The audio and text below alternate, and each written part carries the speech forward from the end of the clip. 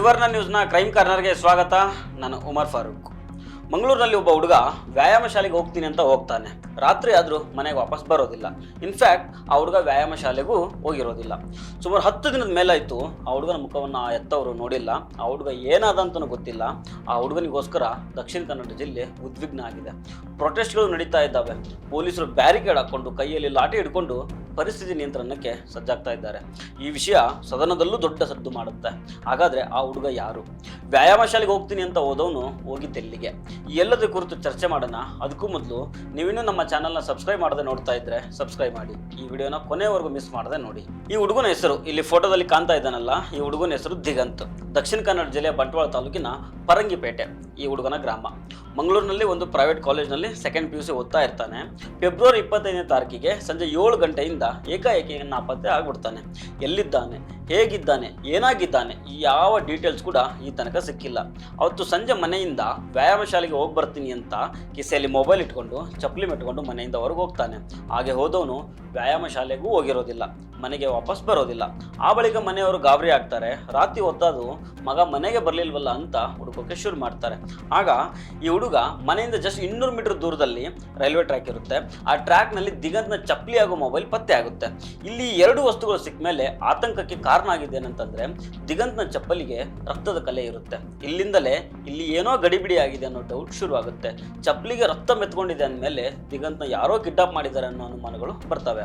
ಆದ್ರೆ ಈ ಹುಡುಗನನ್ನ ಯಾರು ಕರ್ಕೊಂಡು ಹೋಗಿದ್ದಾರೆ, ಯಾರು ಕಿಡ್ನಾಪ್ ಮಾಡಿದ್ದಾರೆ, ಅಥವಾ ದಿಗಂತ್ ಮೇಲೆ ಯಾರಿಗಾದ್ರೂ ದ್ವೇಷ ಇತ್ತ, ಅಥವಾ ದುಡ್ಡಿಗೋಸ್ಕರ ಇನ್ಯಾವುದೋ ಉದ್ದೇಶಕ್ಕೋಸ್ಕರನೋ ಅಪಹರಣ ಮಾಡ್ಬಿಟ್ರ? ಇದ್ಯಾವುದರ ಬಗ್ಗೆನೂ ಒಂದೇ ಒಂದು ಸುಳಿವು ಸಿಕ್ಕಿಲ್ಲ. 10 ದಿನದ ಮೇಲಾದ್ರೂ ದಿಗಂತ್ ಏನಾಗಿದ್ದಾನೆ, ಎಲ್ಲಿದ್ದಾನೆ ಅನ್ನೋ ಸಣ್ಣ ಸುಳಿವು ಕೂಡ ಇನ್ನೂ ಸಿಕ್ಕಿಲ್ಲ. ಹೀಗಾಗಿ ದಿಗಂತ್ ನಾಪತ್ತೆ ಆಗಿದ್ದರ ಹಿಂದೆ ಸಾಕಷ್ಟು ಅನುಮಾನಗಳು ಉಟ್ಕೊಂಡಿದ್ದಾವೆ. ಪೊಲೀಸರು ತನಿಖೆ ಮಾಡ್ತಾ ಇದ್ದಾರೆ. ಆದ್ರೂ 10 ದಿನದ ಮೇಲೆ ಆಯ್ತಲ್ಲ, ದಿಗಂತ್ನ ಸುಳಿವನ್ನು ಸಹ ಪೊಲೀಸರು ಕಂಡುಹಿಡಿದಿಲ್ಲ. ಇದು ಪೊಲೀಸ್ ಡಿಪಾರ್ಟ್ಮೆಂಟ್ನ ವೈಫಲ್ಯ ಅಂತ ಪ್ರತಿಭಟನೆಗಳು ಸ್ಟಾರ್ಟ್ ಆಗಿದ್ದಾವೆ. ಬಂದ್ಗಳು ಕೂಡ ನಡೀತಾ ಇದ್ದಾವೆ. ಪರಂಗಿಪೇಟೆ ಗ್ರಾಮ ಉದ್ವಿಗ್ನ ಆಗಿರೋದ್ರಿಂದ ಅಲ್ಲಿ ಪೊಲೀಸ್ ಬಿಗಿ ಬಂದೋಬಸ್ತ್ ಮಾಡಿದ್ದಾರೆ. 2 KSRP ತುಗುಡಿ ಸೇರಿ 500ಕ್ಕೂ ಹೆಚ್ಚಿನ ಪೊಲೀಸರನ್ನ ನಿಯೋಜನೆ ಮಾಡಲಾಗಿದೆ. ಹಾಗಾದ್ರೆ ದಿಗಂತ್ ನಾಪತ್ತೆ ಆಗಿದ್ದರ ಹಿಂದೆ ಒಂದಿಷ್ಟು ಅನುಮಾನಗಳು ಉಟ್ಕೊಂಡಿದ್ದಾವೆ. ಆ ಅನುಮಾನಗಳು ಏನು ಅನ್ನೋದನ್ನ ನೋಡೋಣ. ಮೊದಲಿಗೆ ಆತನ ಎಕ್ಸಾಮ್ ಬಗ್ಗೆಯೂ ಅನುಮಾನವನ್ನು ವ್ಯಕ್ತಪಡಿಸಲಾಗ್ತಾ ಇದೆ. ಈಗ PUC ಎಕ್ಸಾಮ್ಸ್ ನಡೀತಾ ಇದ್ದಾವೆ. ದಿಗಂತ್ ಕೂಡ ಸೆಕೆಂಡ್ PUC ಓದ್ತಾ ಇದ್ದ.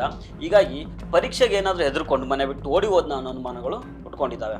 ಆದ್ರೆ ಆತನ ಕುಟುಂಬಸ್ಥರ ಪ್ರಕಾರ ದಿಗಂತ್ ಪರೀಕ್ಷೆಗೆ ಹೆದರ್ಕೊಳ್ಳುವಂತ ಹುಡುಗ ಅಲ್ಲ, ಎಕ್ಸಾಮ್ಗೆ ಅಂತ ಹಾಲ್ ಟಿಕೆಟ್ ಕೂಡ ತೆಗೆದುಕೊಂಡು ಬಂದಿದ್ದ ಅಂತ ಹೇಳ್ತಾರೆ. ಇನ್ನು ರೈಲ್ವೆ ಟ್ರ್ಯಾಕ್ನಲ್ಲಿ ರಕ್ತ ಮೆತ್ಕೊಂಡಿರೋ ಚಪ್ಪಲಿ ಹಾಗೂ ಮೊಬೈಲ್ ಸಿಕ್ಕಿದ್ರಿಂದ ಈ ಕಾರಣ ನಿಜ ಅಲ್ಲ ಅನ್ಸುತ್ತೆ. ಪರೀಕ್ಷೆಗೆ ಎದುರಿ ಓಡಿ ಹೋಗೋನಾದ್ರೆ ರೈಲ್ವೆ ಟ್ರ್ಯಾಕ್ನಲ್ಲಿ ಚಪ್ಪಲಿ ಹಾಗೂ ಮೊಬೈಲ್ ಬಿಟ್ಟು ಯಾಕೆ ಹೋಗ್ತಿದ್ದ? ಅದು ರಕ್ತ ಮೆತ್ಕೊಂಡಿದೆ ಅಂದ್ರೆ ಇಲ್ಲೇನೋ ದಾಲ್ಮೆ ಕುಚ್ ಕಾಲ ಅನ್ನೋ ಅನುಮಾನ ಶುರು ಆಗುತ್ತೆ. ದಿಗಂತ್ ಕಾಣೆಯಾಗಿದ್ದರ 2ನೇ ಅನುಮಾನ ಅಂತಂದ್ರೆ ಅದು ಮಂಗಳಮುಖಿಯರ ಸುತ್ತ ಸುತ್ತಕೊಳ್ಳುತ್ತೆ. ಯಾಕಂದ್ರೆ ಈ ಮೊದಲು ಬಂಟ್ವಾಳ ಸಮೀಪದ ಬಿಸಿ ರೋಡ್ನಲ್ಲಿ ಒಬ್ಬ ಯುವಕ ಸಡನ್ಲಿ ನಾಪತ್ತೆ ಆಗ್ತಾನೆ. ತುಂಬಾ ದಿನಗಳ ಬಳಿಕ ಪತ್ತೆ ಆಗ್ತಾನೆ. ಆದ್ರೆ ಹೋಗುವಾಗ ಅವನು ಆಗಿದ್ದ, ಬಂದಾಗ ಅವಳು ಆಗಿರ್ತಾಳೆ. ಅಂದ್ರೆ ಲಿಂಗ ಬದಲಾವಣೆ ಇಲ್ಲ ಆಗಿರ್ತದೆ.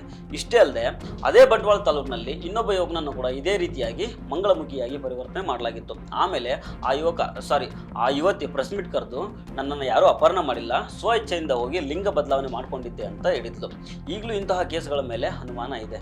ಯಾಕಂದ್ರೆ ಈ ರೈಲ್ವೆ ಸ್ಟೇಷನ್ ಅಲ್ಲೊಂದು ಇಲ್ಲೊಂದು ಟ್ರ್ಯಾಕ್ಗಳ ಬಳಿ ಮಂಗಳಮುಖಿಯರ ಜಾಲ ಇದೆ. ಅಲ್ಲೆಲ್ಲ ಲಿಂಗ ಪರಿವರ್ತನೆ ಮಾಡುವಂತ ಕೆಲಸಗಳು ನಡೀತಾ ಇದ್ದಾವೆ ಅನ್ನೋ ಮಾಹಿತಿ ಕೂಡ ಇದೆ. ಹೀಗಾಗಿ ಮಂಗಳಮುಖಿಯರ ಮೇಲೆ ಅಲ್ಲಿನ ಸ್ಥಳೀಯರು ಅನುಮಾನವನ್ನು ವ್ಯಕ್ತಪಡಿಸ್ತಾ ಇದ್ದಾರೆ. ಇನ್ನು 3ನೇ ಕಾರಣ ಇದೆಯಲ್ಲ, ಅದರ ಮೇಲೆ ಎಲ್ಲರಿಗೂ ಅನುಮಾನಗಳು ಜಾಸ್ತಿ ಆಗಿದ್ದಾವೆ. ಅವತ್ತು ದಿಗಂತ್ ನಾಪತ್ತೆ ಆದ್ನಲ್ಲ, ಆ ಸಂದರ್ಭದಲ್ಲಿ ಆಂಜನೇಯ ವ್ಯಾಯಾಮ ಶಾಲೆ ಬಳಿ ಯಾರೋ ಅನ್ನೋನ್ ಪರ್ಸನ್ಸ್ ಇದ್ದ ಪೊಲೀಸ್ ಕಾರು ಓಡಾಟ ಮಾಡ್ತಾ ಇತ್ತು.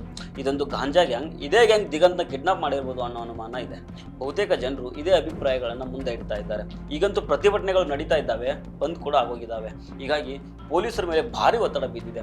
ಅವತ್ತು ರಾತ್ರಿ 8:30ವರೆಗೆ ಆಂಜನೇಯ ವ್ಯಾಯಾಮ ಶಾಲೆ ಬಳಿ ಓಡಾಡಿದ ಖಚಿತ ಮಾಹಿತಿ ಪೊಲೀಸರಿಗಿದೆ. ಆದ್ರೆ ಅಲ್ಲಿಂದ ಈ ದಿಗಂತ್ ಯಾವ ಕಡೆ ಹೋಗಿದ್ದಾನೆ ಅನ್ನೋ ಮಾಹಿತಿ ಇಲ್ಲ. ರೈಲ್ವೆ ಟ್ರ್ಯಾಕ್ ಬಳಿಗೆ CCTV ಇಲ್ಲದೆ ಇರೋದ್ರಿಂದ ಈ ಕೇಸ್ ಪೊಲೀಸರಿಗೆ ಭಾರಿ ಅಂದ್ರೆ ಭಾರಿ ಟಫ್ ಆಗಿದೆ. ಬಂಟ್ವಾಳದಲ್ಲಿ ಕೆಲಸ ಮಾಡ್ತಿದ್ದ ಪ್ರಮುಖ ಪೊಲೀಸ್ ಅಧಿಕಾರಿಗಳೇ ಆ ಕಡೆ ಹಿಡಿದು ತನಿಖೆಯನ್ನ ಮಾಡ್ತಾ ಇದ್ದಾರೆ.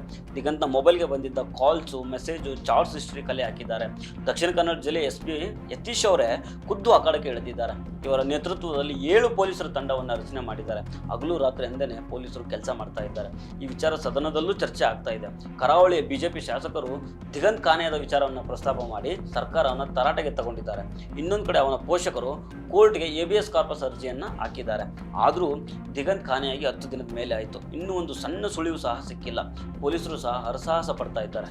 ನೋಡಬೇಕು ದಿಗಂತ್ ಏನಾಗಿದ್ದಾನೆ, ಎಲ್ಲ ಆಗಿದ್ದಾನೆ, ಯಾರಾದರೂ ಕಿಡ್ನಾಪ್ ಮಾಡಿದ್ದಾರೋ ಅಥವಾ ಬೇರೆ ಉದ್ದೇಶ ಏನಾದರೂ ಇಟ್ಕೊಂಡು ಏನು ಮಾಡಿದ್ದಾರೋ ನೋಡೋಣ. ಏನೂ ಗೊತ್ತಿಲ್ಲ. ಪೊಲೀಸರು ಮಾಡ್ತಾ ಇರೋ ಕೆಲಸವನ್ನು ನೋಡಿದರೆ ಸ್ವಲ್ಪ ದಿನದಲ್ಲಿ ಗೊತ್ತಾಗ್ಬೋದು. ಸೊ ಫ್ರೆಂಡ್ಸ್, ಇದು ಇವತ್ತಿನ ಕ್ರೈಮ್ ಕಾರ್ನರ್. ಮತ್ತೆ ಭೇಟಿ ಆಗ್ತಿರೋಣ. ನಮಸ್ಕಾರ.